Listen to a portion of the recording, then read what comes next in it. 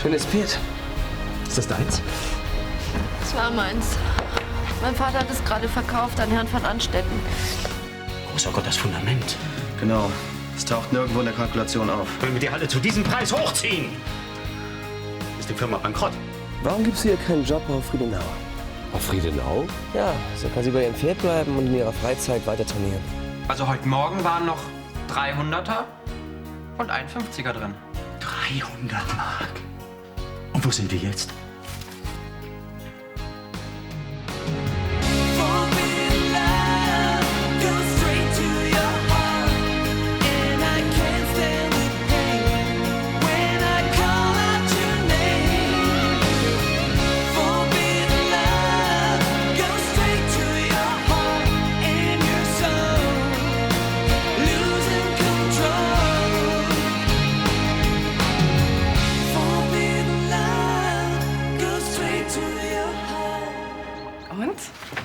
Gefällt dir der neue Job? Ja, klar. Es macht auf jeden Fall mehr Spaß, als auf dem Bau zu arbeiten. Weißt du, verhandeln und verkaufen, das ist genau mein Ding. Vor allem mit Christopher als Lehrmeister. Und sonst? Wie geht's zu Hause? Naja, totales Chaos. Iris ist bei ihrer Schwester. Wir haben jetzt sogar einen Arbeitsplan. Ich bin fürs Staubsaugen zuständig. Und Arno? Arno, der muss die Treppen putzen, wenn er mal Zeit hat. Hat er denn so viel zu tun oder will er sich nur drücken? Im Büro stapeln sich die Aufträge, sagt er. Ah, deswegen lässt er sich hier so selten blicken. Weiß nicht. Ist mir noch gar nicht aufgefallen. Aber mir? Na, gesagt hat er jedenfalls nichts. Frag ihn doch mal. Julia hätte bestimmt auch nichts dagegen, wenn er hier öfters mal vorbeikommt. Ja, okay. Kann ich ja machen.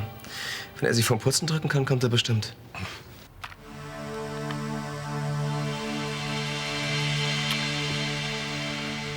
Sieht so aus, als müsste ich das Fundament selbst bezahlen. Ja, dann können wir den Laden dicht machen. Welchen Laden? Unseren Laden. Dein Vater vergessen beim Eichdorf-Projekt das Fundament mit zu berechnen. Die Kalkulation stimmt vorne und hinten nicht mehr. Na, wahrscheinlich muss ich den Auftrag zurückgeben. Ja, aber das geht nicht. Ich habe allen anderen Projekten bereits eine Absage geschickt. Stimmt auch wieder. Entweder Eichdorf oder wir können einpacken. Nur mal halblang. Wenn ich die Produktionshalle nicht bauen kann, dann kann ich sie eben nicht bauen. Immer noch besser, als wenn ich zubittere. Ja, was machen wir ohne Aufträge? Herumsitzen, Däumchen drehen und warten, dass neue Aufträge ins Haus flattern. Ach, Susanne, bitte. Hi. Was ist denn hier los? Macht ihr Überstunden? Ich habe eben mit Clarissa gesprochen. Ich soll dich schön von ihr grüßen. Was? Sie fragt, warum du gar nicht mehr so oft vorbeikommst. Ah, ich störe wohl. Ja, genau. Mensch, ist doch klar, dass ich zuerst an dich gedacht habe. Sag mal, spinnst du? Glaubst du im Ernst, ich klau Geld aus eurer Haushaltskasse? Ich glaube überhaupt nicht. Aber gestern hattest du noch überhaupt keine Kohle. Das ist doch Logo. Auf einmal hast du 300 Mark und keiner weiß woher. Genau die 300 Mark, die fehlen. Dass du mir sowas überhaupt zutraust. Dann sag mir doch endlich, woher du das Geld hast. Ist das ein Verhör oder was? Das ist mein Geld und damit basta. Mir kannst du es doch sagen. Vielleicht kannst du es ja herzaubern. Das wäre mal was Neues. Aha. So neu wie deine Witze oder was? Jetzt lass mich endlich in Ruhe. Entweder du glaubst mir oder du glaubst mir nicht. Anna, ich vertraue dir doch. Aber was soll ich deinem Papa sagen? Was hat dein Vater mit meinem Geld zu tun? Ja, ich habe ihn nach deinem Geld für die Klassenfahrt gefragt. Jetzt hast du es auf einmal selber. Ja, toll, soll er sich doch freuen. Ich brauch sein Geld nicht. Und wenn er das mitbekommt, was soll ich ihm dann sagen? Ja, das ist mir doch egal. Gott, Kinder, könnt ihr nicht vielleicht etwas leiser sein? Ich habe unten eine wichtige...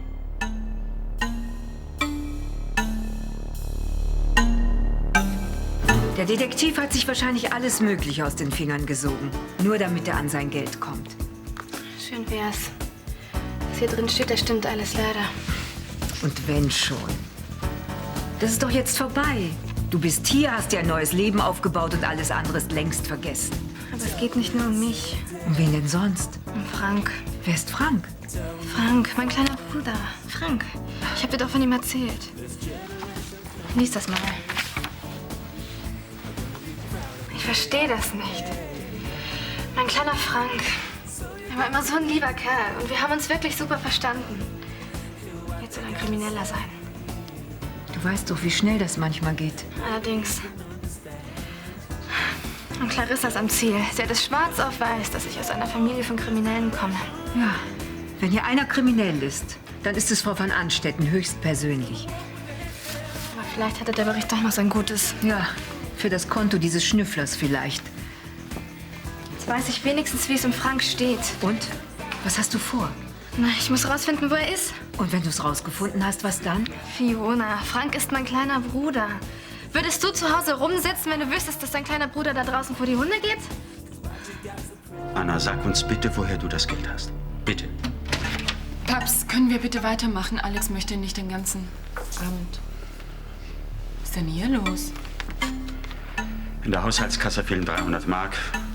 Florian hat bei Anna in ihrer Jackentasche 300 Mark gefunden. Jetzt sieht es so aus, als hätte Aber seid ihr verrückt? Anna. Wie könnt ihr nur daran denken, dass Anna... Das Geld kann sich nicht in Luft aufgelöst haben, Ja, oder? natürlich nicht. Ich habe es genommen.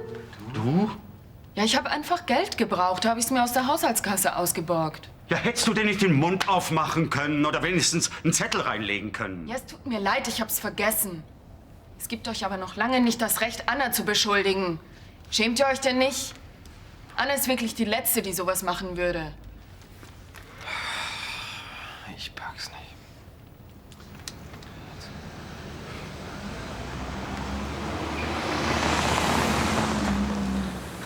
Am besten, du fragst als erstes bei der Polizei nach ihm. Polizei? Quatsch. Du weißt doch, schlechte Erfahrung. Trotzdem, die wissen noch am ehesten Bescheid. Die sollen ihr Wissen doch für sich behalten. Ich glaube, ich gehe jetzt zu Bett. Da kommen mir die besten Ideen. Ich kann sowieso noch nicht schlafen. Es ist aber doch viel zu früh, um schlafen zu gehen. Hey, gibt es ein Problem? Ach, wenn es nur eins wäre. Ich habe dir doch von diesem Mann in der Kneipe erzählt, der mich über meine Arbeit ausgefragt hat. Ja und? Ich hatte gleich so ein komisches Gefühl, ob ich ihm vielleicht zu viel erzählt habe. Ja und, hast du? Jedes Wort war zu viel. Der Mann ist ein Detektiv, der Sophie hinterher schnüffelt. Ach was, ich kann mir einfach nicht vorstellen, dass jemand Sophie einen Detektiv auf den Hals setzt. Wozu denn? Diese Person kennst du aber besser als ich. Verzeih, ich weiß wirklich nicht, wen du meinst. Deine alte Busenfreundin Clarissa. Moment mal. Clarissa lässt Sophie ausspionieren? Wieso das denn? Ach, sie war von Anfang an gegen mich. Sie hat dauernd versucht, mich irgendwie... Also ich kann das einfach nicht glauben. Hierfür gibt es sicher eine harmlose Erklärung. Wie naiv bist du eigentlich? Sie hat versucht, Henning und mich auseinanderzubringen. Ja, und das hat sie auch geschafft. Ja, wenn sie muss, geht sie über Leichen. Und auch wenn sie nicht muss. Es macht ihr einfach Spaß. Das solltest du doch eigentlich wissen. Aber woher? Zu mir war sie immer... Ich weiß. Zu dir war sie immer ganz besonders nett. Entschuldigung, Anna. Ich hab's nicht so gemeint. Und wie hast du es dann gemeint? Du hättest aber auch was sagen können. Dann wäre doch... Wie denn? Ihr habt mit mir geredet wie mit einem Verbrecher. Es tut mir leid, Anna. Der Ärger in der Firma, weißt du, der kann einem... Paps, bitte. Lass die Firma aus dem Spiel. Auf jeden Fall. Ich mach's wieder gut. Versprochen. Also wenn du wenigstens ein Wort zu mir gesagt hättest. Jetzt fang du nicht auch noch an. Ich habe die Uhr versetzt. Was hast du? Welche Uhr? Die Uhr von meinem Vater. Ich habe sie ins Pfandhaus gebracht. Oh nein. Und das alles wegen der blöden Klassenfahrt. Das war das Einzige, was ich von meinem Vater noch hatte. Gott, ich schäme mich so. Ach, Quatsch. Also wenn sich hier einer schämen muss, dann bin ich das.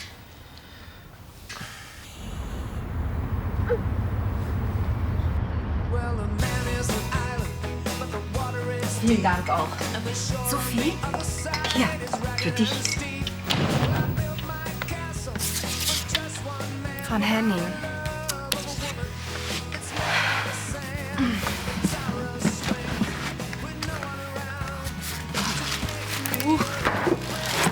Ja, was ist denn? Das ist doch ein wunderschönes Stück. Und ganz billig war es sicherlich auch nicht. Und? Steht dir bestimmt gut. Denkt ihr, ich bin käuflich oder was? Er schickt eine Jacke und alles ist wieder in Ordnung. Ach, kann er doch nichts dafür, wenn seine Mutter so ein Luder ist. Ich finde, das ist eine sehr nette Geste. Ich hasse nette Gesten. Aber es zeigt doch, dass er um dich kämpft. Merkst du das nicht? Zu einem Kampf gehören aber immer noch 2, Fiona. Eben. Und Geschmack hat er auch. Er weiß genau, was zu dir passt. Das musst du doch zugeben. Das ist doch voll die Masche seiner Mutter. So ein blöder Bestechungsversuch. Ach komm, jetzt sei nicht ungerecht. Doch, jetzt bin ich ungerecht. Ich bin wenigstens ehrlich. Ja, aber das versucht er auch zu sagen. Ach, wie denn? Mit seinem blöden Rumgelaber. Sophie, mit seiner Vergangenheit kann mich blenden zurecht, dass ich nicht lache. Ja, aber es kann doch sein, dass er zur Einsicht gekommen ist und dich jetzt so akzeptiert, wie du bist. Ach, und was soll ich akzeptieren? Seine blöde Mutter oder was? Nö, da habe ich keinen Bock zu. Ziemlich verfahren, das Ganze. Gar nicht. Mit so einem Muttersöhnchen komme ich einfach nicht zurecht. Das ist alles. Irgendwie tut er mir leid. Er muss dir aber nicht leid tun. Seine Mutter tröstet ihn ja. Ich weiß überhaupt nicht, wie oft ich Jan schon nach dir gefragt habe. Tja, wenn man eine eigene Firma am Hals hat, dann kann man sich oft nicht... Was ist denn? Musst du schon wieder weg? Ja, leider. Nach Düsseldorf, hab einen dringenden Termin. Ich wollte sowieso nur kurz Hallo sagen. Wie findest du es denn, dass Jan jetzt bei uns arbeitet? Ist doch klasse, oder? Ja, wenn es ihm gefällt. Klar gefällt's ihm. Ja, und Christoph sind schon wieder unterwegs. Und wahrscheinlich kaufen sie wieder irgendein Gestüt leer. Irgendwann werden wir uns fragen müssen, wohin mit den ganzen Pferden. Ja, Jan kann sehr tüchtig sein. Also, Julia, tut mir leid. Muss los, mein Termin. Schade. Ich wollte dich noch nach Susanne fragen. Kommt sie mich mal besuchen? Ich kenne sie immer noch nicht. Ach, die wird dich bestimmt bald besuchen kommen. Naja, Hauptsache, ihr lasst mich nicht wieder so lange warten. Nein, ganz sicher nicht. Julia, wenn du irgendetwas brauchst von mir, Arno. Hallo. Hier? Ich war gerade im Aufbruch. Tu mir doch den Gefallen und ruf mal kurz im Büro an, Julia. Ich komme heute ein bisschen später. Ja, mache ich nachher. Ja, ich gehe. Wie geht's dir denn? Ich habe gehört, die Aufträge stapeln sich. Ich muss mit dir reden. Seit wann kann man denn mit mir reden? Ja, das stimmt. Unser letztes Treffen war wohl etwas verunglückt. Ist mir gar nicht aufgefallen. Gib mir bitte einen zweiten Versuch. Schieß los. Nicht jetzt, ich muss fort. Vielleicht sollten wir uns auch etwas mehr Zeit dafür nehmen. Wenn du meinst, dann komm heute Nachmittag zu mir ins Penthouse. Ja. Ja.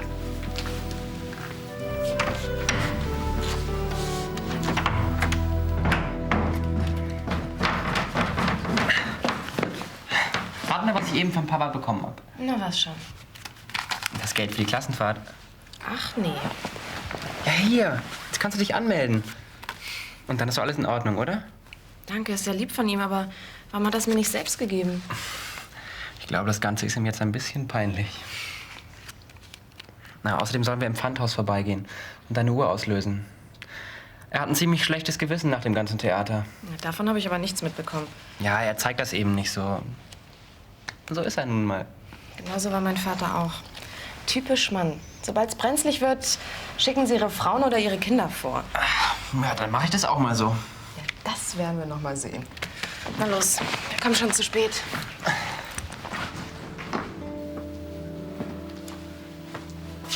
Clarissa, ich muss Klarheit haben. Ich weiß. Mir wäre es wahrscheinlich auch so gegangen, wenn du mich damals verlassen hättest. Also, warum bist du weggegangen? Diese Frage lässt mir keine Ruhe, bis heute nicht. Weißt du, es war alles... Bitte keine Ausflüchte. Clarissa, die Wahrheit. Wir haben uns geliebt, oder? Ja, ich habe dich geliebt. Auch nach unserer Trennung. Ja, warum hast du uns verlassen, Jan und mich, ohne eine Nachricht oder ein Wort? Ich kann es mir bis heute nicht genau erklären. hatte eine schwere Depression. Eine Depression? Ja, viele Frauen bekommen eine Depression nach der Geburt ihrer Kinder. Bei Iris ist mir das nicht aufgefallen, nach der Geburt unserer Kinder. Es ist ganz unterschiedlich.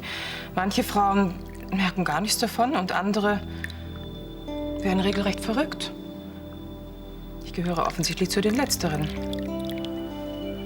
Ich bin eben sehr sensibel. Vielleicht zu sensibel. Vorsicht, Clarissa. Nicht dich schwächer machen, als du bist. Ich wusste einfach nicht mehr, was ich machen sollte. Auf einmal hatte ich nur Angst. Vor mir selber, vor den Kindern, vor der Zukunft.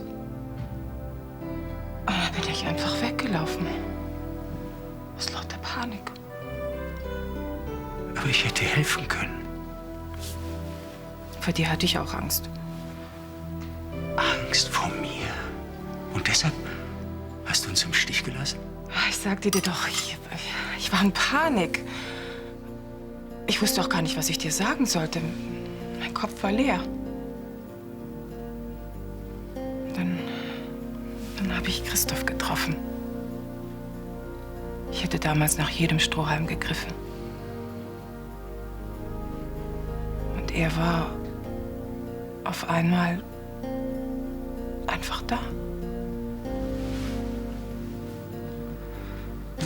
Ist Sophie nicht da?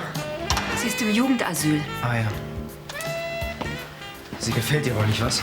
Doch schon, aber eine Jacke kann eure Probleme nicht lösen.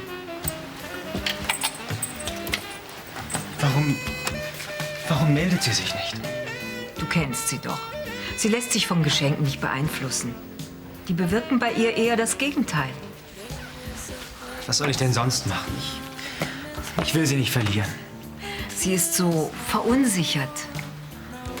Aber sie kann doch nicht so einfach weggehen, nur weil meine Mutter ihr die Hölle heiß macht. Da kann ich doch nichts für. Dann sag's ihr. Wie denn? Wenn sie nicht mehr mit mir reden will? Tja, lass mich mal nachdenken. Ich hätte noch ein Zimmer frei. Ich werde Sophie schon auf den richtigen Weg bringen.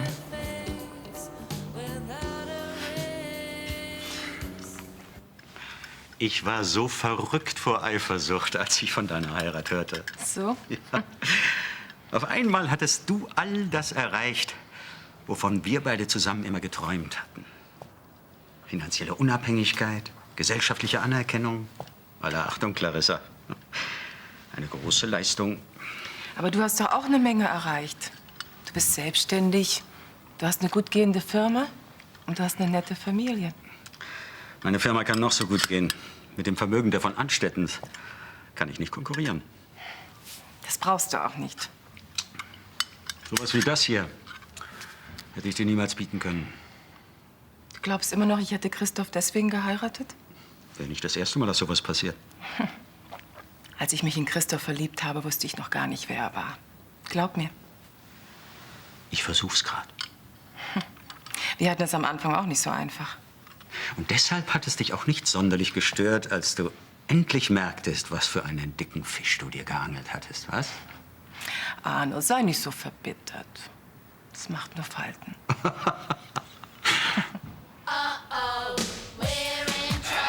Gott sei Dank war die Uhr noch da, du.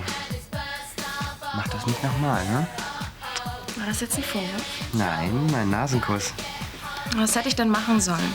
Mein Vater wollte mir das Geld ja nicht geben. Ja, dann war es vielleicht gar nicht so dumm von dir. Oh, ich hab's doch nicht gemacht, um euch ein schlechtes Gewissen einzureden. Ich wollte es doch gar nicht erzählen. Ja, reg dich nicht auf, schon gut. Jetzt ist ja wieder alles okay. Nix ist okay. Wieso? Was ist denn jetzt schon wieder los? Hast du noch ein Erbstück von deinem Vater versetzt? Nein. Ja, was dann? Wenn das Baby erst mal da ist, dann können wir auch nicht wegen jeder Kleinigkeit zu deinem Vater rennen und betteln. Ich weiß. Ja, hast du dir da schon mal überlegt, wie das dann laufen soll? Nicht direkt. Wie stellst du dir das dann vor? Naja, Ja, dann wird's aber langsam mal Zeit, dass du dir was überlegst. So ein Baby braucht eine ganze Menge, nicht nur Windeln. Es braucht zum Beispiel ein Bett, einen Kinderwagen. ein Schmusetier, eine Spieluhr, Ein Mobile überm Bett, ein Schaukelpferd und... Und ein Computer. Nein, jetzt mal im Ernst. Wer soll das denn alles zahlen? Gute Frage. Wir können ja wieder deine Uhr versetzen. Das ist ja witzig.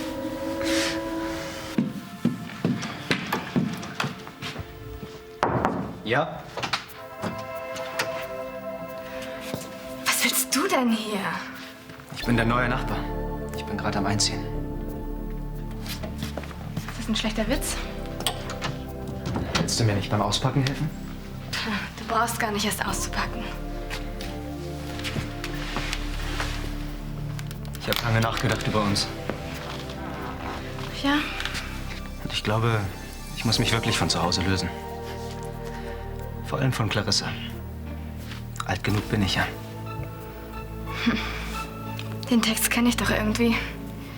Hast du den nicht schon mal irgendjemandem erzählt? Stimmt.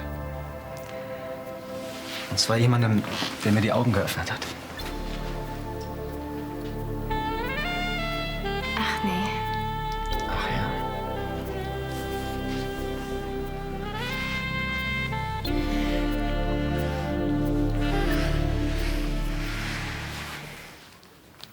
Hast du es jemals bereut, dass du uns verlassen hast? Dass du mich verlassen hast? Ich habe es mir nicht erlaubt, darüber nachzudenken. Also du hast es nicht bereut? Die Ehe mit Christoph war kein Zuckerlecken. Das kannst du mir glauben. Wenn ich da alleine an die Hochzeit denke. Die ganze Familie hat nur darauf gewartet, dass ich einen Fehler mache. Und? Hast du einen gemacht? Nein. Jedenfalls keinen, den sie bemerkt hätten. Das hätte mich auch gewundert. Natürlich habe ich durch das Vermögen von Christoph ein sorgenloses Leben führen können. Und dafür bin ich ihm auch dankbar. Und deshalb bist du mit ihm noch zusammen? Inzwischen habe ich selber genügend Geld. Nein, ich meine aus Dankbarkeit. Christoph verehrt mich. Auch heute noch. Das gefällt mir. Das ist alles? Die große Leidenschaft war es nie. Und du? Bist du glücklich mit deiner Frau?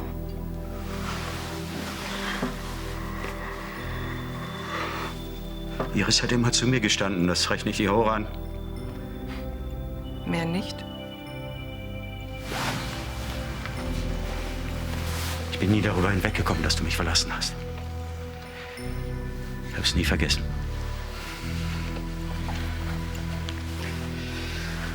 Bis heute nicht. Es tut immer noch weh.